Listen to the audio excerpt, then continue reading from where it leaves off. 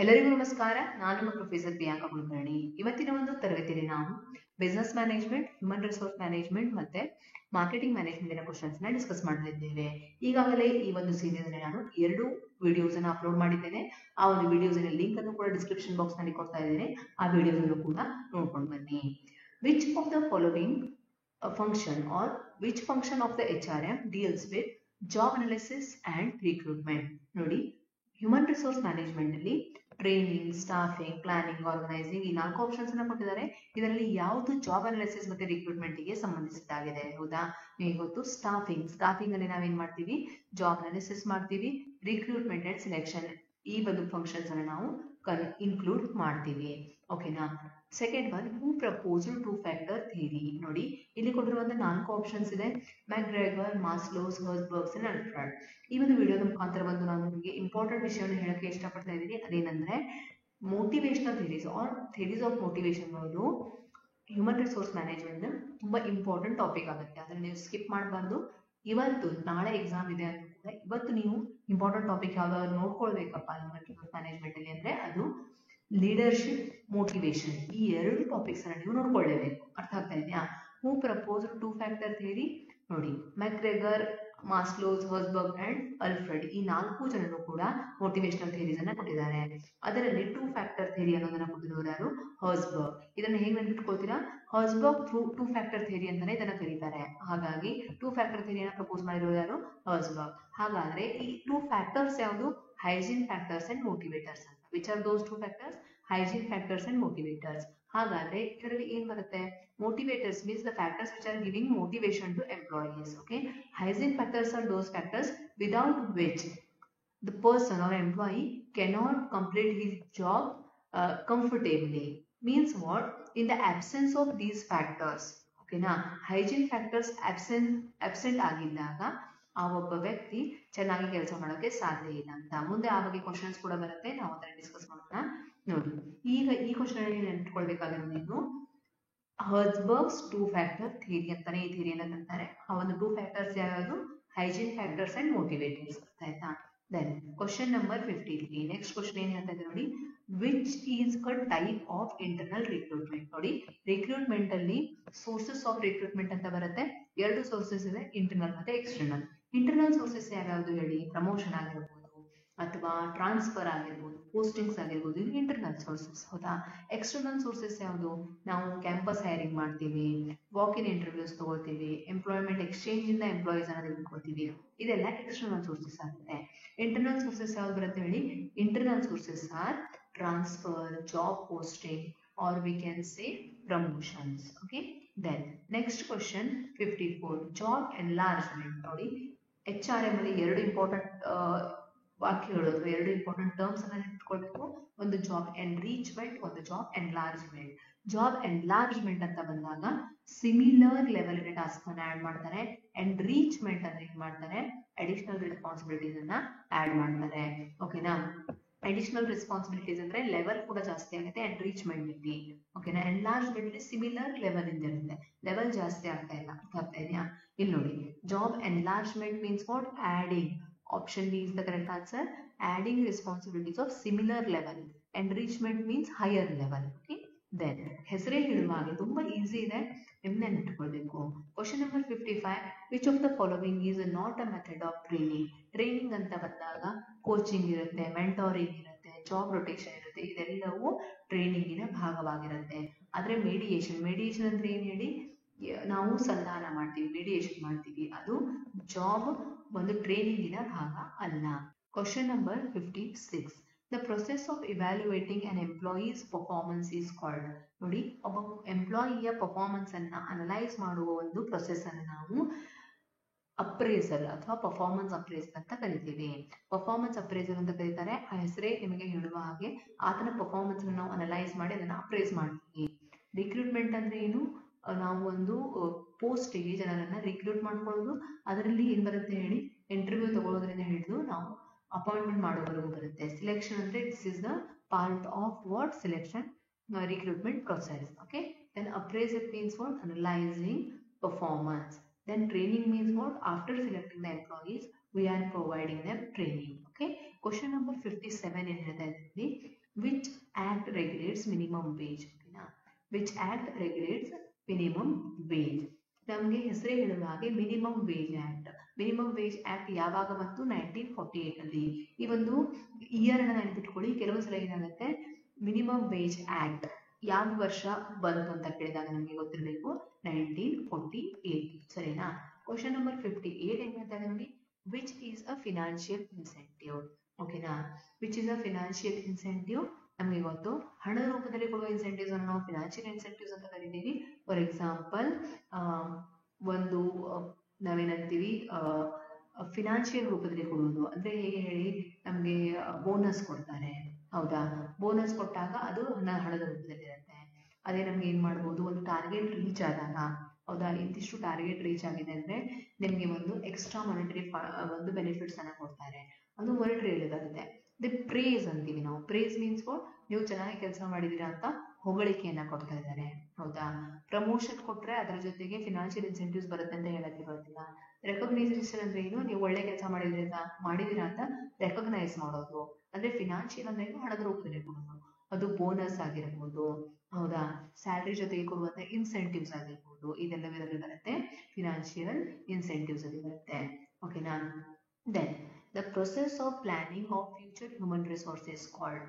ನೋಡಿ, ಹೇಗೆ ಬಿಸ್ನೆಸ್ ಅಲ್ಲಿ ಮುಂದೆ ಎಷ್ಟು ನಮಗೆ ರಾ ಮಟೀರಿಯಲ್ ಬೇಕಾಗುತ್ತೆ ಅನ್ನೋದನ್ನ ನಾವು ಏನ್ ಮಾಡ್ತೀವಿ ಹೇಳಿ, ಒಂದು ಫ್ಯೂಚರ್ ಅನಾಲಿಸಿಸ್ ಅನ್ನ ಮಾಡ್ತೀವಿ. ಅದೇ ರೀತಿ ಹ್ಯೂಮನ್ ರಿಸೋರ್ಸ್ ಎಷ್ಟು ಬೇಕು, ಅಥವಾ ಹ್ಯೂಮನ್ ರಿಸೋರ್ಸ್ ಅನ್ನು ನಾವು ಏನು ಅಪಾಯಿಂಟ್ ಮಾಡ್ಕೊಳ್ತಾ ಇದ್ದೀವಿ ಅವರಲ್ಲಿ ಯಾವ ರೀತಿ ಸ್ಕಿಲ್ಸ್ ಇರಬೇಕು ಅದನ್ನು ನಾವು ಅನಲೈಸ್ ಮಾಡೋದಕ್ಕೆ ಹ್ಯೂಮನ್ ರಿಸೋರ್ಸ್ ಪ್ಲಾನಿಂಗ್ ಅಂತ ಕರಿತೀವಿ. ಓಕೆನಾ? Human resource planning, HRP. So the process of planning for the human resource is called as HRP, human resource planning. Option B. Then question number 60. Which of the following is not a fringe benefit? Fringe benefit ಅಂದ್ರೆ ನೋಡಿ, extra benefit ಅನ್ನ ಕೊಡ್ತಾರೆ job ಇನ್ನ ನಮ್ಮ salary ಜೊತೆಗೆ, basic pay ಜೊತೆಗೆ ಕೊಡುವಂತಹ benefit. ಹಾಗಾದ್ರೆ which of the following is not ಅಂತ ಹೇಳ್ತಾ ಇದ್ದಾರೆ ನೋಡಿ. ಸ್ಯಾಲರಿ ಜೊತೆಗೆ ಎಕ್ಸ್ಟ್ರಾ ಆಗಿ ಕೊಡುವಂತಹ benefit, provident fund, medical insurance, housing allowance, ಇದೆಲ್ಲವೂ ಫ್ರಿಂಜ್ ಬೆನಿಫಿಟ್ ಅಂತ ಬರುತ್ತೆ. Wages is a part of basic compensation, not fringe benefit. Then trade unions aim to. ನೋಡಿ, ಟ್ರೇಡ್ ಯೂನಿಯನ್ ಅಂತ ಬಂದಾಗ ನಿಮಗೆ ಗೊತ್ತು, ಟ್ರೇಡ್ ಯೂನಿಯನ್ ಇರೋದು ಯಾಕಾಗಿ ಹೇಳಿ, ಎಂಪ್ಲಾಯೀಸ್ ಏನಿರ್ತಾರೆ ಅವರ ಹಕ್ಕುಗಳ ರಕ್ಷಣೆಗಾಗಿ ಟ್ರೇಡ್ ಯೂನಿಯನ್ ಇರುತ್ತೆ, ಹೌದಾ? Protect employees interest. Then question number 62. Which of the following is not part of HRD? Human resource development ಮಾಡುವಾಗ ಯಾವುದು ಪಾರ್ಟ್ ಅಲ್ಲ ಅಂತ ಕೇಳ್ತಾ ಇದ್ದಾರೆ. ಯಾವುದು ಹ್ಯೂಮನ್ ರಿಸೋರ್ಸ್ನ ಡೆವಲಪ್ಮೆಂಟ್ನ ಪಾರ್ಟ್ ಅಲ್ಲ? ಕರಿಯರ್ ಪ್ಲಾನಿಂಗ್ ಹೌದು, ಹೌದಾ? ಟ್ರೈನಿಂಗ್ ಹೌದು, ಪರ್ಫಾರ್ಮೆನ್ಸ್ ಅಪ್ರೈಸಲ್ ಹೌದು, wage fixation is a part of compensation management. ಅರ್ಥ ಆಗ್ತಾ ಇದೆಯಾ? This is not human resource development. Human resource development ಅಂದ್ರೆ ಏನು, ನಾವು ಅಪಾಯಿಂಟ್ ಮಾಡ್ಕೊಂಡಿರುವಂಥ ಎಂಪ್ಲಾಯೀಸಿನ ಸ್ಕಿಲ್ಸ್ ಡೆವಲಪ್ಮೆಂಟಿಗಾಗಿ, ಅವರಲ್ಲಿ ಇರುವಂತಹ ಸ್ಕಿಲ್ಸಿನ ಎನ್ಹಾನ್ಸ್ಮೆಂಟ್ಗಾಗಿ ವರ್ಕ್ ಮಾಡೋದನ್ನ ಹ್ಯೂಮನ್ ರಿಸೋರ್ಸ್ ಡೆವಲಪ್ಮೆಂಟ್ ಅಂತ ಕರಿತೀವಿ. ಅದು ಕರಿಯರ್ ಪ್ಲಾನಿಂಗ್, ಟ್ರೈನಿಂಗ್ ಮತ್ತೆ ಪರ್ಫಾರ್ಮೆನ್ಸ್ ಅಪ್ರೈಸಲ್ ಅಲ್ಲಿ ಆಗುತ್ತೆ. Question number 63. Job evaluation is used to determine. Job evaluation ಅನ್ನು ಯಾಕಾಗಿ ಮಾಡ್ತೀವಿ? ಜಾಬಿನ ವರ್ತ್ ಅನ್ನ ಡಿಟರ್ಮೈನ್ ಮಾಡೋದಕ್ಕೆ. ಓಕೆನಾ? ಯಾವಾಗ ನೆನಪಿಟ್ಕೊಳ್ಳಿ, job evaluation means analysing the job worth.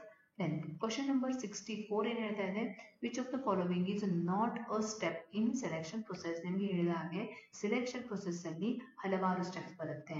ಅಂದ್ರೆ ನಾವು ರಿಕ್ರೂಟ್ ಮಾಡ್ಕೊಂಡಿರುವಂತಹ ಎಂಪ್ಲಾಯೀಸ್ ನ ಸ್ಕ್ರೀನಿಂಗ್ ಮಾಡೋದಾಗಿರ್ಬೋದು, ಹೌದಾ? ಅವರಿಗೆ ರೆಫರೆನ್ಸ್ ಚೆಕ್ ಕೊಡೋದು, ಅದೇ ರೀತಿ ಇಂಟರ್ವ್ಯೂ, ಇದೆಲ್ಲವೂ ಬರುತ್ತೆ. ಆದ್ರೆ ಇಂಡಕ್ಷನ್ ಪ್ರೋಗ್ರಾಮ್ ಅನ್ನೋದು ಸೆಲೆಕ್ಷನ್ ಆದ ಮೇಲೆ ನಾವು ಅವರಿಗೆ ಒಂದು ಇಂಡಕ್ಷನ್ ಪ್ರೋಗ್ರಾಮ್ ಅನ್ನ ಮಾಡ್ತೀವಿ. ಇಂಡಕ್ಷನ್ ಪ್ರೋಗ್ರಾಮ್ ಅಲ್ಲಿ ಏನ್ ಹೇಳ್ತೀವಿ ಹೇಳಿ, ಆ ಜಾಬ್ ಬಗ್ಗೆ ಆಗಿರ್ಬೋದು, ಇನ್ಸ್ಟಿಟ್ಯೂಷನ್ ಬಗ್ಗೆ ಆಗಿರ್ಬೋದು ಹೇಳ್ತೀವಿ. Question number 65. Grievance handling does not include. Grievance handling ಯಾವುದನ್ನ ಇನ್ಕ್ಲೂಡ್ ಮಾಡೋದಿಲ್ಲ ಅಂತ ಹೇಳ್ತಾ ಇದ್ದಾರೆ. ಗ್ರೀವೆನ್ಸ್ ಹ್ಯಾಂಡ್ಲಿಂಗ್ ಅಂದ್ರೆ ಏನು, ನಾವೇನು ಕಂಪ್ಲೇಂಟ್ ಕೊಟ್ಟಿರ್ತೀವಿ ಅದರ ಒಂದು ಸೊಲ್ಯೂಷನ್ ಗ್ರೀವೆನ್ಸ್ ಹ್ಯಾಂಡ್ಲಿಂಗ್, ಹೌದಾ? ರಿಡ್ರೆಸಲ್ ಅಂತೀವಿ, grievance redressal. Grievance handling does not include listening to complaint. Yes, ನೀವು ಕಂಪ್ಲೇಂಟ್ ಬಗ್ಗೆ ಕೇಳಬೇಕು, ಅದಾದ್ಮೇಲೆ ಇನ್ವೆಸ್ಟಿಗೇಟಿಂಗ್ ಫ್ಯಾಕ್ಟ್ಸ್ ಮಾಡಬೇಕು, ಅದಾದ್ಮೇಲೆ ಆಫರಿಂಗ್ ರಿಡ್ರೆಸಲ್, ಅವರಿಗೆ ಒಂದು ಸೊಲ್ಯೂಷನ್ ಅನ್ನ ಕೊಡಬೇಕು. ಆದ್ರೆ ಎಂಪ್ಲಾಯೀಸ್ ಅನ್ನ ಡಿಸ್ಮಿಸ್ ಮಾಡ್ತೀವಾ? ಇಲ್ಲ, we are not dismissing the employees. Then question number 66 ಏನ್ ಹೇಳ್ತಾ ಇದೆ ನೋಡಿ, ಹ್ಯೂಮನ್ ಕ್ಯಾಪಿಟಲ್ ಇನ್ಕ್ಲೂಡ್ಸ್. ನಿಮಗೆ ಇಲ್ಲಿಯವರೆಗೆ ಫಿನಾನ್ಷಿಯಲ್ ಮ್ಯಾನೇಜ್ಮೆಂಟ್ ನ ಕ್ಯಾಪಿಟಲ್ ಗೊತ್ತು. ಹ್ಯೂಮನ್ ಕ್ಯಾಪಿಟಲ್ ಅಂದ್ರೆ ಏನು, ಹ್ಯೂಮನ್ ರಿಸೋರ್ಸ್ ಮ್ಯಾನೇಜ್ಮೆಂಟ್ ಅಲ್ಲಿ ಬರುವಂತಹ ಒಂದು important part. Human capital means what? Employees skills. Human capital means knowledge and ability. ಅಂದ್ರೆ ನಿಮ್ಮ ಹತ್ರ ಒಬ್ಬ ಎಂಪ್ಲಾಯಿ ಇದ್ದಾನೆ, he is knowledgeable, he has all the capabilities, means that he is considered as human capital. Okay, then 67 exit interview helps in. ನೋಡಿ, ಒಬ್ಬ employee ನಿಮ್ಮ ಕಂಪನಿಯನ್ನ ಬಿಡ್ತಾ ಇದ್ದಾನೆ ಅಂದ್ರೆ ಆಗ ಆತನ ನೀವು ಇಂಟರ್ವ್ಯೂ ಮಾಡಬೇಕು ಅಥವಾ ಆತನೊಂದಿಗೆ ಒಂದು ಸಲ ನೀವು ಡಿಸ್ಕಷನ್ ಮಾಡಬೇಕು. ಅದನ್ನ ಎಕ್ಸಿಟ್ ಇಂಟರ್ವ್ಯೂ ಅಂತ ಕರಿತೀವಿ. Exit interview helps in. ಅದರಿಂದ ಏನಾಗುತ್ತೆ ಅಂದ್ರೆ understanding the reason for resignation. ಅಂದ್ರೆ ಅದ ಯಾಕೆ ರೆಸಿಗ್ನೇಷನ್ ಕೊಟ್ಟ ಅಂತ. ನೋಡಿ, ಆಕ್ಚುಲ್ ಆಗಿ ಯಾಕೆ ರೆಸಿಗ್ನೇಷನ್ ಕೊಡ್ತಾ ಇದಾರೆ ಅಂತ ಯಾವ ಎಂಪ್ಲಾಯೀಸ್ ಹೇಳಕ್ಕೆ ಧೈರ್ಯ ಮಾಡೋದಿಲ್ಲ. ಬಟ್ ಹ್ಯೂಮನ್ ರಿಸೋರ್ಸ್ ಮ್ಯಾನೇಜ್ಮೆಂಟ್ ಅಲ್ಲಿ ಏನ್ ಹೇಳ್ತಾ ಇದಾರೆ, ಎಕ್ಸಿಟ್ ಇಂಟರ್ವ್ಯೂ ಇಂದ ನಿಮ್ಗೆ ಒಂದು ಐಡಿಯಾ ಸಿಗುತ್ತೆ ನಿಮ್ಮ ಒಂದು ಆರ್ಗನೈಸೇಷನ್ ಅಲ್ಲಿ ಏನು ಇನ್ನೂ ಇಂಪ್ರೂವ್ ಮಾಡಬೇಕು ನೀವು ಅಂತ ಎಕ್ಸಿಟ್ ಇಂಟರ್ವ್ಯೂ ನಿಮಗೆ ಹೇಳುತ್ತೆ. Question number 68, the process of identifying training needs is called. ನಿಮ್ಮ ಆರ್ಗನೈಸೇಷನ್ ಅಲ್ಲಿ ಟ್ರೈನಿಂಗಿನ ನೀಡ್ ಇದೆಯಾ ಅನ್ನೋದನ್ನ ಐಡೆಂಟಿಫೈ ಮಾಡೋದು. The process of identifying training need is called as TNA, training need analysis. Okay, very easy. 69 question ನಾನು ಹೇಳಿದ ಹಾಗೆ ಥಿಯರೀಸ್ ಆಫ್ ಮೋಟಿವೇಶನ್ ಇಂದ ತುಂಬಾ ಸಲ ಕ್ವಶನ್ ಬರುತ್ತೆ. ಅಗೇನ್ ಇಲ್ಲಿ ರಿಪೀಟ್ ಆಗ್ತಾ ಇದೆ. ಮಾಸ್ಲೋಸ್ ನೀಡ್ ಹೈರಾರ್ಕಿ ಎಂಡ್ಸ್ ವಿತ್. ನೋಡಿ, ಮಾಸ್ಲೋಸ್ ನೀಡ್ ಹೈರಾರ್ಕಿಯಲ್ಲಿ 5 ಟೈಪಿನ ನೀಡ್ ಬರುತ್ತೆ. ಓಕೆನಾ, 5 ನೀಡ್ಸ್ ಅಲ್ಲಿ ಎಲ್ಲಕ್ಕಿಂತ ಹೈಯೆಸ್ಟ್ ಲೆವೆಲ್ ನೀಡ್ ಅನ್ನು ನಾವು ಸೆಲ್ಫ್ ಆಕ್ಚುಲೈಸೇಷನ್ ನೀಡ್ ಅಂತ ಕರಿತೀವಿ. ಅದರಲ್ಲಿ physiological needs, social needs, security needs, safety needs ಅಂತ ಕರಿತೀವಿ. ಹೌದಾ, ಅದಾದ್ಮೇಲೆ ನಾವು ಹೈಯೆಸ್ಟ್ ಲೆವೆಲ್ ಏನೋ ನೀಡ್ ಆಗುತ್ತೆ, ಸೆಲ್ಫ್ ಆಕ್ಚುಲೈಸೇಷನ್ ನೀಡ್ ಅಂತ ಬರುತ್ತೆ. ಓಕೆನಾ, ದೆನ್ 70th ಕ್ವಶನ್, 70ನೇ ಪ್ರಶ್ನೆ ನೋಡಿ, which method is used to assess potential for future roles. ಅಂದ್ರೆ ವಿಚ್ ಮೆಥಡ್, ಒಂದು ಮೆಥಡ್ ಇಂದ ನಾವು ಏನ್ ಮಾಡ್ತೀವಿ ಅಂದ್ರೆ ಅಸೆಸ್ಮೆಂಟ್ ಸೆಂಟರ್ ಅಂತ ಒಂದು ಮೆಥಡ್ ಬರುತ್ತೆ. ಇದೆಲ್ಲಿ ಬರುತ್ತೆ ಹೇಳಿ, ಪರ್ಫಾರ್ಮೆನ್ಸ್ ಅಪ್ರೈಸಲ್ ಅಲ್ಲಿ ಬರುತ್ತೆ. ಈ ಒಂದು ಅಸೆಸ್ಮೆಂಟ್ ಸೆಂಟರ್ ಅನ್ನುವ ಮೆಥಡ್ ಇಂದ ನಾವೇನ್ ಮಾಡ್ತೀವಿ, ಅಸೆಸ್ಮೆಂಟ್ ಆಫ್ ಫ್ಯೂಚರ್ ಪೊಟೆನ್ಶಿಯಲ್ಸ್. ಅಂದ್ರೆ assessment centre uses simulations to evaluate potentials. ಅಂದ್ರೆ ಏನು ಪೊಟೆನ್ಶಿಯಲ್ಸ್, ಫ್ಯೂಚರ್ ರೋಲ್ಸ್ ಅಂತ. ಹೌದಾ, ಅಂದ್ರೆ ಫಾರ್ ಎಕ್ಸಾಂಪಲ್ ಇರುವಂತಹ ಎಂಪ್ಲಾಯೀಸ್ ಅನ್ನ ಫ್ಯೂಚರ್ ರೋಲಿಗಾಗಿ ನಾವು ಅಪಾಯಿಂಟ್ ಮಾಡಬಹುದಾ ಅನ್ನೋದನ್ನ ಅಸೆಸ್ ಮಾಡೋದು. Assessment centre uses simulations to evaluate potentials. ಓಕೆನಾ. 71, which of the following is a principle of management by Henry Fayol. ನಮಗೆ ಗೊತ್ತು, ಹೆನ್ರಿ ಫಯರ್ ಅವರ ಪ್ರಕಾರ ಯೂನಿಟಿ ಆಫ್ ಕಮಾಂಡ್ ಅಂತ ಹೇಳ್ತಾರೆ. ಯೂನಿಟಿ ಆಫ್ ಕಮಾಂಡ್ ಅಂದ್ರೆ ಏನ್ ಹೇಳಿ, ಆರ್ಡರ್ಸ್ ಒಬ್ಬ ಬಾಸ್ ಇಂದ ಬರಬೇಕು, ಆಗ ಎಂಪ್ಲಾಯೀಸ್ ಅಲ್ಲಿ ಕನ್ಫ್ಯೂಷನ್ ಇರೋದಿಲ್ಲ. Okay, unity of command. Then question number 72, span of control refers to. Span of control ಅಂದ್ರೆ ಏನು? ಸ್ಪ್ಯಾನ್ ಆಫ್ ಕಂಟ್ರೋಲ್ ಅಂದ್ರೆ ಒಬ್ಬ ಬಾಸ್ನ ಅಡಿಯಲ್ಲಿ ಎಷ್ಟು ಜನ ಸಬಾರ್ಡಿನೇಟ್ಸ್ ಕೆಲಸ ಮಾಡ್ತಾ ಇದ್ದಾರೆ ಅನ್ನೋದನ್ನ ನಾವು ಸ್ಪ್ಯಾನ್ ಆಫ್ ಕಂಟ್ರೋಲ್ ಅಂತ ಕರಿತೀವಿ. Number of subordinates used R subordinates working under a superior. Question number 73, which of the following is not a function of management? Planning, organizing, controlling, staffing ಇದೆಲ್ಲವೂ ಮ್ಯಾನೇಜ್ಮೆಂಟಿನ ಫಂಕ್ಷನ್ ಆಗಿರುತ್ತೆ. Forecasting demand ಅನ್ನೋದು ಮಾರ್ಕೆಟಿಂಗಿನ function ಆಗಿದೆ. Okay, question number 74, scientific management was proposed by. ನೋಡಿ, father of scientific management ಅಂತ ನಾವು FW Taylor ಅವರನ್ನ ಕರೀತೇವೆ. ಹೌದಾ, ಅದೇ ಫಾದರ್ ಆಫ್ ಜನರಲ್ ಮ್ಯಾನೇಜ್ಮೆಂಟ್ ಅಂತ ನಾವು ಹೆನ್ರಿ ಫಯರ್ ಅವರನ್ನ ಕರೀತೇವೆ. ಹೌದಾ, which of the following is not a type of organisational structure. Organisational structure ಅಲ್ಲಿ ಫಂಕ್ಷನಲ್, ಮ್ಯಾಟ್ರಿಕ್ಸ್, ಲೀನಿಯರ್ ಅನ್ನುವಂತ ಟೈಪ್ಸ್ ಆಫ್ ಆರ್ಗನೈಸೇಷನಲ್ ಸ್ಟ್ರಕ್ಚರ್ ಬರುತ್ತೆ. ಆರ್ಗ್ಯಾನಿಕ್ ಅನ್ನೋದು ಒಂದು ಆರ್ಗನೈಸೇಷನಲ್ ಸ್ಟ್ರಕ್ಚರಿನ ಟೈಪ್ ಅಲ್ಲ. ಅರ್ಥ ಆಗ್ತಾ ಇದೆಯಾ? Then delegation of authority is effective only when accompanied by delegation of authority. Authority must be balanced with responsibility and accountability. ಅಂದ್ರೆ ನಾವು ಯಾರಿಗಾದ್ರೂ ಅಧಿಕಾರವನ್ನು ಕೊಡ್ತಾ ಇದ್ದೀವಿ ಅಂದ್ರೆ, ಡೆಲಿಗೇಷನ್ ಆಫ್ ಅಥಾರಿಟಿ ಮಾಡ್ತಾ ಇದ್ದೀವಿ ಅಂದ್ರೆ ಅದರೊಂದಿಗೆ ಜವಾಬ್ದಾರಿ ಕೂಡ ಕೊಡ್ಬೇಕಾಗತ್ತೆ. ಜವಾಬ್ದಾರಿ ಇಲ್ಲದ ಅಧಿಕಾರ ಏನು ಯೂಸ್ ಆಗೋದಿಲ್ಲ. ಹೌದಾ, ಡೆಲಿಗೇಷನ್ ಆಫ್ ಅಥಾರಿಟಿ ಇದ್ದಾಗ must be balanced with what responsibility and accountability. ಅವರ ರೆಸ್ಪಾನ್ಸಿಬಿಲಿಟಿ ಏನು ಅನ್ನೋದನ್ನು ಹೇಳಬೇಕು, ಅದ್ರ ಜೊತೆಗೆ ಅಕೌಂಟೇಬಲ್ ಅಂದ್ರೆ ಅವರು ಯಾರಿಗೆ ಆನ್ಸರೇಬಲ್ ಆಗಿರ್ತಾರೆ, ಕೆಲಸ ಮುಗಿದ ಮೇಲೆ ಯಾರಿಗೆ ಆನ್ಸರೇಬಲ್ ಅನ್ನೋದನ್ನು ಕೂಡ ಹೇಳಬೇಕಾಗುತ್ತೆ. Okay, then the process of monitoring performance and taking corrective actions is called. ನೋಡಿ, ಒಂದು ಪರ್ಫಾರ್ಮೆನ್ಸ್ ಆದ ಮೇಲೆ ಆ ಪರ್ಫಾರ್ಮೆನ್ಸ್ ಕರೆಕ್ಟ್ ಆಗಿ ಆಗಿದೆಯಾ ಅನ್ನೋದನ್ನ ನಾವು ಅನಲೈಸ್ ಮಾಡೋದು. ಅದೇ ರೀತಿ ಕರೆಕ್ಟ್ ಆಗಿ ಆಗಿಲ್ಲ ಅಂದ್ರೆ ಅದಕ್ಕೆ ನಾವು ಕರೆಕ್ಟಿವ್ ಮೇಜರ್ಸ್ ಅನ್ನ ಕೊಡೋದಕ್ಕೆ ಕಂಟ್ರೋಲಿಂಗ್ ಅಂತ ಕರಿತೀವಿ. ಕಂಟ್ರೋಲಿಂಗ್ ಅಲ್ಲಿ ಏನಾಗುತ್ತೆ ಅಂದ್ರೆ ಒಂದು ಸ್ಟ್ಯಾಂಡರ್ಡ್ ವರ್ಕ್, ಫಾರ್ ಎಕ್ಸಾಂಪಲ್ 1 ಗಂಟೆ 10 ಪ್ರಾಡಕ್ಟ್ಸ್ ಪ್ರೊಡ್ಯೂಸ್ ಆಗಬೇಕು ಅನ್ನೋದು ಸ್ಟ್ಯಾಂಡರ್ಡ್ ಆದ್ರೆ ಆಗಿರುವ ಪರ್ಫಾರ್ಮೆನ್ಸ್ ಅನ್ನ ಕಂಪೇರ್ ಮಾಡೋದು 8 ಪ್ರಾಡಕ್ಟ್ಸ್ ಪ್ರೊಡ್ಯೂಸ್ ಆಗಿದೆ ಅನ್ಕೊಡಿ, ಕರೆಕ್ಟಿವ್ ಮೆಜರ್ಸ್ ಅನ್ನು ತೆಗೆದುಕೊಳ್ಳೋದಕ್ಕೆ ನಾವು ಕಂಟ್ರೋಲಿಂಗ್ ಅಂತ ಕರಿತೀವಿ.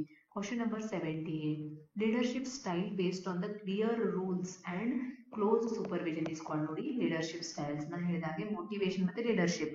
ಹ್ಯೂಮನ್ ರಿಸೋರ್ಸ್ ಮ್ಯಾನೇಜ್ಮೆಂಟ್ ಅಲ್ಲಿ ಮೋಟಿವೇಶನ್ ಮತ್ತೆ ಲೀಡರ್ಶಿಪ್ ಈ ಎರಡನ್ನು ನೀವು ಓದ್ಕೊಳ್ಳೇಬೇಕು.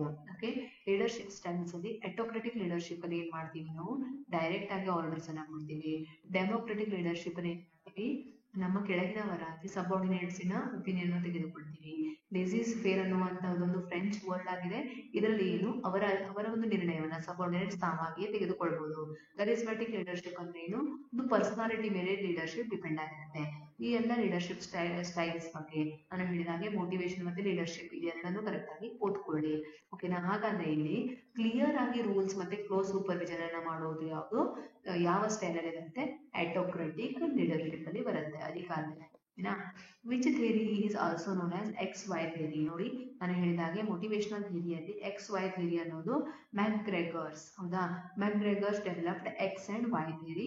ಇಲ್ಲಿ X ಅಂದ್ರೆ ಏನು, ನೆಗೆಟಿವ್, ಅಂದ್ರೆ ವರ್ಕರ್ಸ್ ವರ್ಕ್ ಅನ್ನ ಅಲ್ಲಿ ನೆಗೆಟಿವ್ ಆಗಿ ನೋಡ್ತಾರೆ, ಅಂದ್ರೆ ಅವರು ಮೋಟಿವೇಟೆಡ್ ಆಗಿರೋದಿಲ್ಲ, ಯಾಕಾದ್ರೂ ಕೆಲಸ ಮಾಡ್ತಿದೀನೋ ಅನ್ನುವಂತಹ ಒಂದು ಪಾಯಿಂಟ್ ಆಫ್ ವ್ಯೂ ಇಂದ ನೋಡ್ತಾರೆ.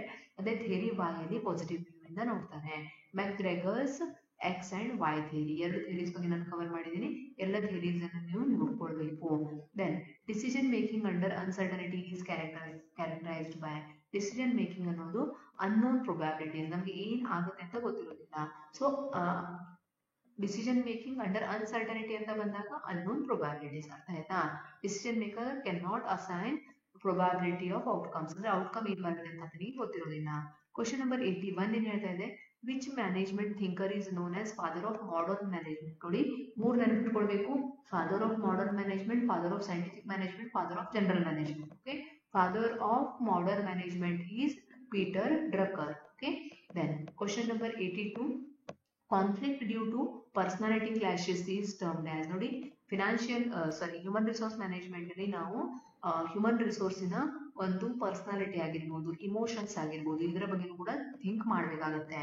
ಬಿಕಾಸ್ ಇಮೋಷನಲ್ ಬ್ಯಾಲೆನ್ಸ್ ಅಥವಾ ಸೈಕಲಾಜಿಕಲ್ ಬ್ಯಾಲೆನ್ಸ್ ಅನ್ನೋದು ಕೂಡ ತುಂಬಾ ಇಂಪಾರ್ಟೆಂಟ್ ಆಗುತ್ತೆ.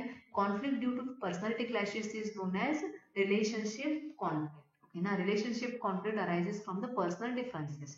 Then question number 83, which of the following is not a characteristic of a good planning. ಯಾವುದು ಗುಡ್ ಪ್ಲಾನಿಂಗ್ ನ ಕ್ಯಾರೆಕ್ಟರಿಸ್ಟಿಕ್ ಅಲ್ಲ ಅಂತ ಹೇಳಿದ್ರೆ ನೋಡಿ, ಪ್ಲಾನಿಂಗ್ ಅನ್ನೋದು ಫ್ಲೆಕ್ಸಿಬಲ್ ಆಗಿರಬೇಕು. ಯಾಕಂದ್ರೆ ಏನಾದ್ರೂ ಒಂದು ಸಿಚುವೇಶನ್ ಚೇಂಜ್ ಆಯ್ತು ಅಂದ್ರೆ ನಮ್ಮ ಪ್ಲಾನಿಂಗ್ ಅಲ್ಲಿ ಸ್ವಲ್ಪ ಫ್ಲೆಕ್ಸಿಬಿಲಿಟಿ ಇರಬೇಕು. ರಿಯಲಿಸ್ಟಿಕ್ ಇರಬೇಕು ಅಂದ್ರೆ ನಾವೇನಂತೀವಿ, ಸತ್ಯಕ್ಕೆ ಸ್ವಲ್ಪ ಹತ್ರ ಆಗಿರ್ಬೇಕು. ಏನೋ ಒಂದು ಗೋಲ್ ಇಟ್ಕೊಂಡು ಅದು ಅಚೀವ್ ಆಗದೆ ಇರೋದ್ರೆ ಇರಬಾರ್ದು, ಗೋಲ್ ಓರಿಯೆಂಟೆಡ್ ಆಗಿರ್ಬೇಕು, ಆದ್ರೆ ರಿಜಿಡ್ ಆಗಿರಬಾರ್ದು. ರಿಜಿಡ್ ಅಂದ್ರೆ ಏನು, good plan should be adaptable not rigid. Adaptable ಅಂದ್ರೆ ಏನು, ಏನಾದ್ರೂ ಚೇಂಜಸ್ ಬೇಕಾದ್ರೆ ಹೊಂದಾಣಿಕೆ ಮಾಡ್ಕೊಳ್ಳುವ ಹಾಗೆ ಪ್ಲಾನ್ ಇರಬೇಕು, ರಿಜಿಡ್ ಆಗಿರಬಾರ್ದು. Okay, question number 84, which role of a manager involves being a spokesperson. C, as a manager he should perform several roles, multiple roles he is handling. Out of those roles, spokesperson, in which role he is working as a spokesperson?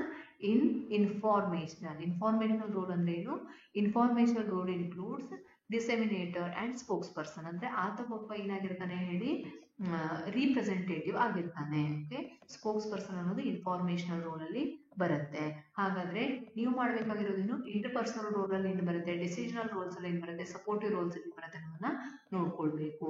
Question number 85, the principle of scalar chain refers to. Scalar chain ಅಂದ್ರೆ ಏನು ಹೇಳಿ, scalar chain ಅಲ್ಲಿ chain of command ಅಂದ್ರೆ clear authority in the organization. Who is your boss, who is your subordinate, that is explained in scalar chain. Okay, question number 86, which of the following is not function of marketing. ನೋಡಿ ಇಲ್ಲಿಂದ marketing ನ question start ಆಗುತ್ತೆ. which of the following is not function of marketing? Product development, marketing research and pricing, all these are coming under marketing, but recruitment is part of HR. Okay, then the 4 P's of marketing, you know that product, price, place, promotion, these are the 4 P's of marketing, and additional 3 P's are there in service marketing. ಹೇಳ್ತೀವಿ. Which of the following is a psychographic variable. Psychographic variable ಬರೋದು ಯಾವುದು? Personality. ಒಂದು psychology depend ಆಗಿರೋದು personality. Psychographical ಏನೇನು ಬರುತ್ತೆ? Lifestyle, personality and values. Understood? Then a product life cycle does not include, you know that as a human being a company or product is also having a life cycle. What is that? Introduction, growth and maturity and decline. 4 stages are there which is not a part of product life cycle. B, expansion stage is not a part of product life cycle theory. Okay, then question number 90th question ಏನು ಹೇಳ್ತಾ ಇದೆ ನೋಡಿ. Market segmentation is the process of. Segmentation ಅಂದ್ರೆ market ಅನ್ನ divide ಮಾಡೋದು. ಓಕೆನಾ? Segmentation ಅಂದ್ರೆ ಏನು? Dividing the market into distinct groups on the basis of age ಇರ್ಬೋದು, ಅದು on the basis of what gender ಇರ್ಬೋದು. Segmentation divides the market based on the common characteristics. Okay, then which pricing strategy is used to gain market share by keeping price low? ನೆನಪಿಟ್ಕೊಳ್ಳಿ, keeping price low. In which particular strategy? Penetration pricing. The person or the owner is keeping the price at low level, and in skimming price he is setting high prices in the initial stage only. Okay, usually in branded products they are setting high prices in the initial stage only. That is called as skimming. And penetration price means what? Company is setting low prices to attract the customers. Okay, so what we are explaining here, which particular pricing strategy is considered as penetration pricing strategy? Penetration pricing involves low prices to attract customer and gain market share. Okay, then question number 92. The term brand equity refers to. Brand equity ಅಂದ್ರೆ ಏನು? Brand equity ಅಂದ್ರೆ value of a brand in customer's mind. ನೆನಪಿಟ್ಕೊಳ್ಬೇಕು, customer mind ಅಲ್ಲಿ ಇರುವಂತಹ ಬ್ರ್ಯಾಂಡಿನ ಒಂದು image ಅನ್ನು ನಾವು ಬ್ರ್ಯಾಂಡ್ ಇಕ್ವಿಟಿ ಅಂತ ಕರಿತೀವಿ. Brand equity means a value of brand name used to a product. Okay, brand ಅಂದ್ರೆ ಫಾರ್ ಎಕ್ಸಾಂಪಲ್ ಸಿಂಪಲ್ ಶರ್ಟ್ ಇದೆ, ಅದಕ್ಕೆ ಬ್ರ್ಯಾಂಡ್ ಲೋಗೋನ ಆಡ್ ಮಾಡಿದಾಗ ನೀವು ಅದನ್ನ ಡಬಲ್ ಪ್ರೈಸ್ ಗೆ ಸೆಲ್ ಮಾಡಬಹುದು. ಯಾಕಂದ್ರೆ value of the brand in customers mind, customers perception about that particular product changes when you add brand logo. Okay, question number 93. which of the following is not a sales promotion technique? ನೋಡಿ, sales promotion technique ಅನ್ನೋದು ಒಂದು short term hype ಅನ್ನ ಕೊಡುತ್ತೆ ಒಂದು product ಗೆ. Coupons ಆಗಿರ್ಬೋದು, free samples ಆಗಿರ್ಬೋದು, trade discount ಆಗಿರ್ಬೋದು. ಆದ್ರೆ market segmentation is not part of a sales promotion. Then CRM stands for, CRM ನ ಫುಲ್ ಫಾರ್ಮ್ ಏನು? Customer relationship management. Okay, a product line is, product line ಅಂದ್ರೆ ಏನು? Group of related products. ಒಂದು company ಒಂದೇ ರೀತಿಯ products ಅಂದ್ರೆ related products ಅನ್ನ cell ಮಾಡ್ತಾ ಇರುತ್ತೆ ಒಂದೇ ಪ್ರಾಡಕ್ಟ್ ಲೈನ್ ಅಂಡರ್. ಅರ್ಥ ಆಯ್ತಾ? ಸೋಪ್ಸ್ ಇರ್ಬೋದು, ಒಂದೇ ರೀತಿಯ products. Okay, group of related products. Then question number 96. Question number 96 ಏನ್ ಹೇಳ್ತಾ ಇದೆ ನೋಡಿ. which of the following is a distribution channel function? ನೋಡಿ, I will repeat once again. which of the following is a distribution channel function? Distribution ಅಲ್ಲಿ physical movement ಬರುತ್ತೆ, product ನೋಡಿ branding ಬರೋದಿಲ್ಲ, product designation ಬರೋದಿಲ್ಲ, ರಿಸರ್ಚ್ ಅಂಡ್ ಡೆವಲಪ್ಮೆಂಟ್ ಬರೋದಿಲ್ಲ. ಆದ್ರೆ channel function ಅಲ್ಲಿ ಯಾವುದು ಬರುತ್ತೆ ಹೇಳಿ? Physical movement. ಅಂದ್ರೆ ನಾವು wholesale to retailer, retailer to end user, ನಾವು ಫಿಸಿಕಲ್ ಮೂವ್ಮೆಂಟ್ ಆಫ್ ಗೂಡ್ಸ್ ನ ಮಾಡ್ತಾ ಇದ್ದೀವಿ. ಅರ್ಥ ಆಯ್ತಾ? Then next question number 97.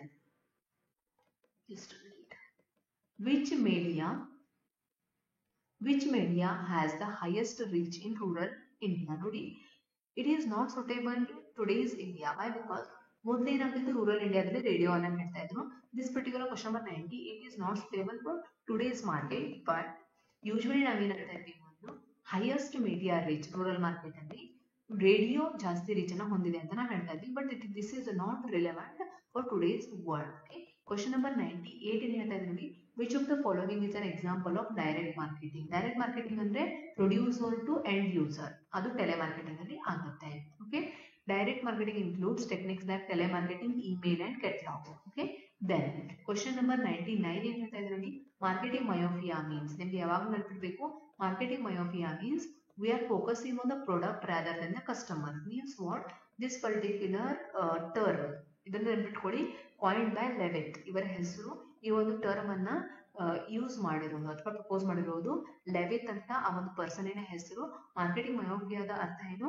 Focus on the product instead of customers needs. ಅಂದ್ರೆ ಕಸ್ಟಮರಿಗೆ ಯಾವ ರೀತಿಯ ಪ್ರಾಡಕ್ಟ್ ಬೇಕು ಅನ್ನೋದನ್ನ ಫೋಕಸ್ ಮಾಡೋಕೆ ಅಂತ ನಾವೇನ್ ಮಾಡ್ತಾ ಇದ್ದೀವಿ, ಪ್ರಾಡಕ್ಟ್ ಅನ್ನ ಮೊದಲು ಪ್ರೊಡ್ಯೂಸ್ ಮಾಡಿ ಅದನ್ನ ನಾವು ಫೋರ್ಸೇಬ್ಲಿ ಸೆಲ್ ಮಾಡ್ತಾ ಇದ್ದೀವಿ. Okay, we are focusing on the product rather than needs of the customers. Okay, then last question number 100. Okay, which concept emphasizes the importance of customer satisfaction and a long term relationship? Customer relationship ಮತ್ತೆ long term ಅನ್ನ focus ಮಾಡೋದು ಯಾವುದು ಅಂತ ಕೇಳ್ತಾ ಇದ್ದಾರೆ.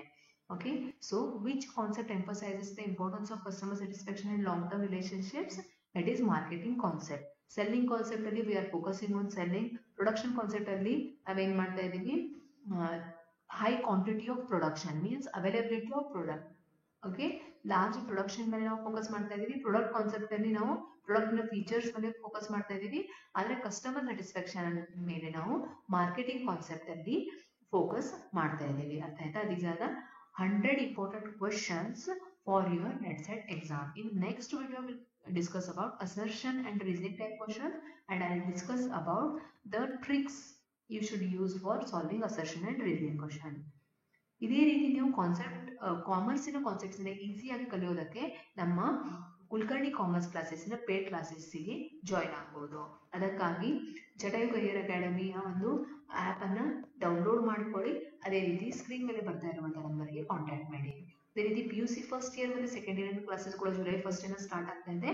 ಆ ಒಂದು ಕ್ಲಾಸಸ್ನ join ಆಗೋದಕ್ಕೋಸ್ಕರ ನಿಮ್ಮ ಫ್ರೆಂಡ್ಸ್ ರಿಲೇಟಿವ್ಸಿಗೆ ಇನ್ಫಾರ್ಮ್ ಮಾಡಿ, ಅದೇ ರೀತಿ ಕಾಂಟ್ಯಾಕ್ಟ್ ನಂಬರಿಗೆ ಕಾಂಟ್ಯಾಕ್ಟ್ ಮಾಡೋದಕ್ಕೆ ತಿಳಿಸಿ. ಧನ್ಯವಾದಗಳು. ಮುಂದಿನ ತರಗತಿಯಲ್ಲಿ ಮತ್ತೆ ಭೇಟಿಯಾಗೋಣ.